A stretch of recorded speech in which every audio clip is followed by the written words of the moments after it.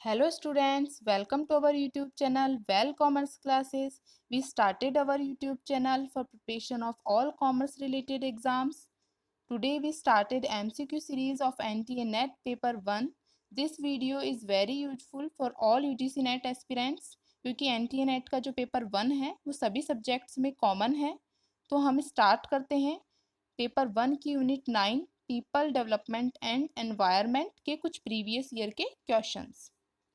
Question number 1 is irritation in eyes is caused by the pollutant. आंखों में जलन किस प्रदूषक के कारण होती है? Option A sulphur dioxide, option B ozone, option C PAN, option D nitrous oxide. तो मैं इसका राइट ऑप्शन बताने से पहले हम इसके सारे ऑप्शंस को डिस्कस करेंगे क्योंकि इससे आपके जो इन क्वेश्चन से रिलेटेड कंसेप्ट हैं वो क्लियर होंगे। ऑप्शन ए है सल्फर डाइऑक्साइड। तो ऑप्शन ए को हम डिस्कस करते हैं। ये एक हार्मफुल गैस है। इस क्वेश्चन में दी गई जो सारे ऑप्शंस हैं वो हार्मफुल गैसेस हैं। तो सल्फर डाइऑक्साइड क्या होता है, इससे ये आंखों को और स्किन को इरिटेट करती है, नोज को, लंग्स को इनको इरिटेट करती है।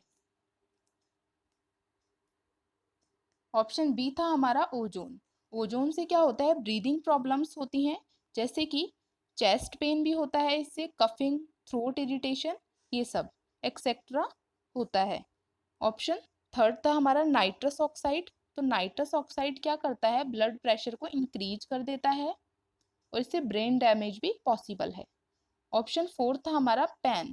पैन एक सेकेंडरी पॉल्यूटेंट है जो कि स्मोक के अंदर प्रेजेंट रहता है। ठीक है, तो इस डिस्कशन से आपको समझ में आ गया होगा कि हमारे क्वेश्चन नंबर फर्स्ट का राइट आंसर क्या है। तो इसका राइट आंसर है ऑप्शन नंबर ए, यानी सल्फर डाइऑक्साइड। सल्फर डाइऑक्साइड से क्या होता है, इरिटेशन होती है आईज में। हमारा सेकंड क्वेश्चन है which is the source of chlorofluorocarbons. CFC का स्रोत कौन सा है? तो ऑप्शन ए है thermal power plant, B automobiles, C refrigerator and air conditioning, D fertilizers. तो हम ऑप्शन ए को डिस्कस करते हैं, थर्मल पावर प्लांट्स। तो थर्मल पावर प्लांट क्या होते हैं? थर्मल पावर प्लांट वो स्टेशन है, वो पावर स्टेशन है जो कि कन्वर्ट करता है एनर्जी को, हीट एनर्जी जो होती है उसको कन्वर्ट करता है इलेक्ट्रिक एनर्जी में, उसे हम बोलते हैं थर्मल पावर प्लांट। बी है ऑटोमोबाइल्स। तो ऑटोमोबाइल्स जो हैं वो machines, four wheelers, two wheelers, इनमें जो इक्विपमेंट लगे रहते हैं या इनकी इंडस्ट्री से रिलेटेड होते हैं ऑटोमोबाइल्स। सी है हमारा option refrigerator and air conditioning. तो रेफ्रिजरेटर एयर कंडीशनर को तो आप सब लोग जानते हो। इनके अंदर जो गैस यूज की जाती है वो होती है CFC। जो CFC गैस होती है वो इनको ठंडा रखने में हेल्प करती है। ठीक है, तो CFC गैस जो है वो रेफ्रिजरेटर एयर कंडीशनर में यूज की जाती है, इनसे निकलती है ये गैस। ऑप्शन डी है फर्टिलाइजर्स। तो फर्टिलाइजर्स को आप सब जो लोग जानते होंगे कि फर्टिलाइजर्स क्या होते हैं, जो कि लैंड को क्या करते हैं, लैंड को न्यूट्रिएंट्स प्रोवाइड करवाते हैं, लैंड पर अप्लाई किए जाते हैं, ये इनकी ग्रोथ के लिए प्लांट्स पर अप्लाई किए जाते हैं। तो ये हेल्प करते हैं इनको न्यूट्रिएंट्स प्रोवाइड करवाने में, उर्वरक। ठीक है, तो इस क्वेश्चन का राइट आंसर है option number C refrigerator and air conditioner, क्योंकि CFC गैसेस जो है उसका सोर्स क्या है, रेफ्रिजरेटर एंड एयर कंडीशनिंग। तो हमारा क्वेश्चन नंबर थर्ड है which of the following is not a renewable natural resources. तो इस क्वेश्चन के ऑप्शंस पढ़ने से पहले आप लोगों को ये पता होना चाहिए कि रिन्यूएबल नेचुरल रिसोर्स कौन से होते हैं। ठीक है, तो रिन्यूएबल नेचुरल रिसोर्सेज वो रिसोर्सेज हैं जिन्हें हम वापस से रीन्यू कर सकते हैं। रीन्यू का मतलब जिन्हें हम वापस यूज कर सकते हैं, जैसे कि हो गई सन एनर्जी, सन से जो एनर्जी निकलती है वो, और ऑक्सीजन, फ्रेश वाटर, ये सब क्या है, हमारे रिन्यूएबल रिसोर्सेज हैं, इन्हें हम वापस यूज कर सकते हैं। जैसे कि सन से निकलने वाली जो हीट होती है उसका यूज करके हम एनर्जी बना सकते हैं, सोलर एनर्जी बना सकते हैं। और बायोमास जो है वो है हमारा renewable natural resources. Wind energy हमारे रिन्यूएबल नेचुरल रिसोर्सेज है, विंड से मिलती है ये, इसलिए इन्हें हम वापस रिन्यू कर रहे हैं, रिन्यू करने की चीजों से ये बनाए जाते हैं, तो इन्हें हम बोलते हैं रिन्यूएबल नेचुरल रिसोर्सेज। ठीक है, नवीकरणीय resources. Second is non renewable resources. Non renewable resources क्या होते हैं? जिन्हें हम वापस रीन्यू नहीं कर सकते हैं। ठीक है, वापस रीन्यू नहीं कर सकते मतलब कि लिमिटेड होते हैं।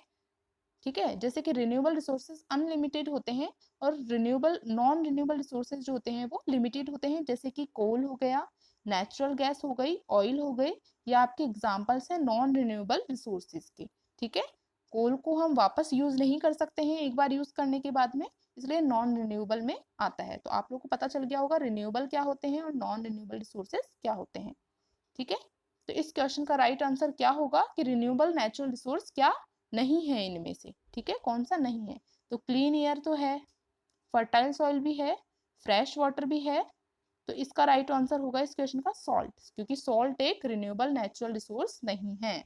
ओके, इसको हम वापस यूज नहीं कर सकते हैं सॉल्ट को। ठीक है, बस ये एक ही बार यूज किया जाता है। हमारा क्वेश्चन नंबर 5 है आज का लास्ट क्वेश्चन, वो है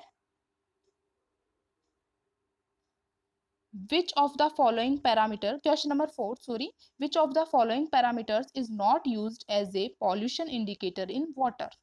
इसका मतलब ये है आपको बताना है कि इन ऑप्शंस में से कौन सा पैरामीटर जो है वो पॉल्यूशन इंडिकेटर, वाटर में पॉल्यूशन इंडिकेटर नहीं है। वाटर में जो पॉल्यूशन जो बताता है वो इनमें से कौन सा नहीं है। ठीक है, ऑप्शन ए है टोटल डिजॉल्व्ड सॉलिड्स, यानी कुल विघटित ठोस पदार्थ। बी है coliform count, C is dissolved oxygen and D is density. Okay, तो हम ऑप्शन नंबर ए को डिस्कस करते हैं। टोटल डिजॉल्व्ड सॉलिड क्या होता है?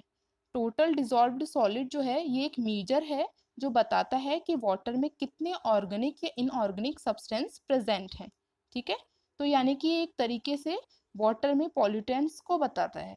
ठीक है, वाटर में जो पॉल्यूट वाटर होता है उसे बताता है कि उसमें वाटर में कितने पॉल्यूटेंट्स मौजूद हैं।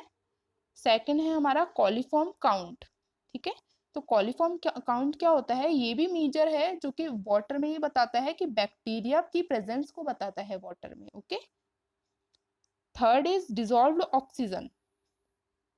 तो डिजॉल्व्ड ऑक्सीजन जो है ये एक मेजर है जो वाटर में कितना ऑक्सीजन डिजॉल्व हुआ है ये बताता है। अगर ये वाटर में जो डिजॉल्व्ड ऑक्सीजन है ये लो होता है तो इसका मतलब ये है कि प्रॉब्लम क्रिएट करता है ये डिजॉल्व्ड ऑक्सीजन, जिसका हाई रहना अच्छा रहता है। ओके, और ऑप्शन नंबर 4 था हमारा डेंसिटी। ठीक है, तो डेंसिटी क्या होती है? आप सब लोग जानते हैं कि ये रिलेशन बताता है कोई भी सब्सटेंस का उसके साइज और वेट से, कोई भी सब्सटेंस की उसके साइज और वेट का आपस में जो रिलेशन है वो ये बताता है, उसे हम डेंसिटी बोलते हैं सब्सटेंस से रिलेटेड। ठीक है, तो इस क्वेश्चन में क्या पूछा था कि कौन सा पैरामीटर इनमें से पॉल्यूशन इंडिकेटर इन वाटर नहीं है। ठीक है, वाटर के अंदर पॉल्यूशन इंडिकेटर नहीं बताने वाला कौन सा पैरामीटर है? तो मैंने आप लोगों को जैसा अभी बताया टोटल डिजॉल्व्ड सॉलिड मेजर है वाटर में पॉल्यूटेंट बताने का, कॉलीफॉर्म काउंट भी है, डिजॉल्व्ड ऑक्सीजन भी है, कौन सा नहीं है? डेंसिटी। ठीक है, सो हमारा 5th क्वेश्चन है, 5th question is S and P waves are associated with. S एवं पी तरंगे किसके साथ संबंधित हैं? ठीक है, तो हम सबसे पहला फर्स्ट ऑप्शन है हमारा फ्लड्स, तो second is wind energy and C is earthquakes and last one is tidal energy. तो फ्लड्स क्या होते हैं आप सब लोग जानते हैं। ठीक है, कि वाटर का जो लेवल होता है बहुत ज़्यादा हो जाता है, वाटर बहुत हाई, जैसे कि रेन जो है बहुत ज़्यादा हो जाती है तो उस जगह पर क्या हो जाती है, फ्लड की सिचुएशन क्रिएट हो जाती है। Option number B is wind energy. Wind energy क्या होती है? विंड से जो एनर्जी कन्वर्ट करके विंड एनर्जी बनाई जाती है उसे हम विंड एनर्जी बोलते हैं। विंड से जो एनर्जी बनाई जाती है, ठीक है, इसको कन्वर्ट करके इलेक्ट्रिक एनर्जी में कन्वर्ट किया जाता है इसको। सी इज अर्थक्वेक्स। अर्थक्वेक क्या होते हैं? अर्थक्वेक जो है वो आप सब लोग जानते हो कि अर्थ की सरफेस का शेक करना क्या कहलाता है? अर्थक्वेक कहलाता है, यानी भूकंप कहलाता है।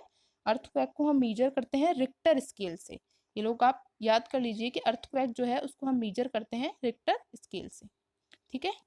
और ये जो एस एंड पी वेव्स हैं वो अर्थक्वेक से ही रिलेटेड हैं, ठीक है। एस वेव्स का मतलब होता है प्राइमरी वेव्स, और एस वेव्स का मतलब होता है यहाँ पे sorry secondary waves, and P waves का मतलब होता है primary waves, okay. So S and P waves जो है वो यहाँ पर रिलेटेड है अर्थक्वेक से, तो इसका राइट आंसर है अर्थक्वेक, ओके। और लास्ट हमारा ऑप्शन जो है उसको हम डिस्कस करना रह गया है टाइडल एनर्जी, जिसे हम डिस्कस कर लेते हैं कि टाइडल एनर्जी क्या होती है। वाटर का जो लेवल होता है उसका ऊपर और ऊपर होना या नीचे होना या गिरना, उसे हम बोलते हैं टाइडल एनर्जी, ठीक है। तो ऊपर नीचे गिरने से जो एनर्जी मिलती है ना, उसे हम टाइडल एनर्जी कहते हैं, ठीक है, ज्वारीय ऊर्जा कहते हैं। तो इस क्वेश्चन का राइट आंसर हमारा अर्थक्वेक्स है, क्योंकि एस एंड पी वेव्स जो हैं वो अर्थक्वेक से रिलेटेड होती हैं। Thank you so much for watching this video, and please like and subscribe our channel, Well Commerce Classes.